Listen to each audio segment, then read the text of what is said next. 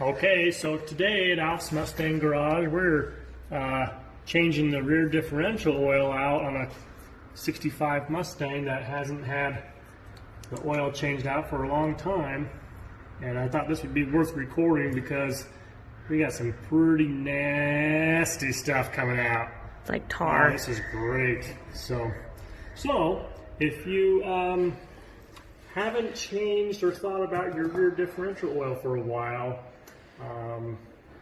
let me know if you need some help with that, because this particular rear axle is actually really easy to change the oil on because it has a back cover. But your 8-inch Fords and your 9-inch Ford differentials don't have a back cover. So it's a little trickier to actually change the oil out. Anyways, on the 8 and 9-inch Fords, you have to actually pull out the axles and remove the third member out, which is a little bit more work. But if it's been a while like this, definitely worth it. Keep those fluids nice, and then you don't have to do a rear end rebuild as often. So anyways, don't forget about your rear ends. So here's the reveal. We're going to take this all the way off. Ew.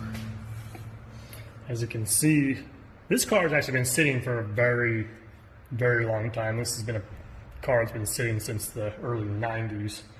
And so you can just kind of see how long it's been sitting. We get up in here, and it's just nothing but tar. So, but very, very necessary to get all that stuff out of there. We'll clean this out the best we can, and hopefully our ring and pinion here is still in good shape, and yeah.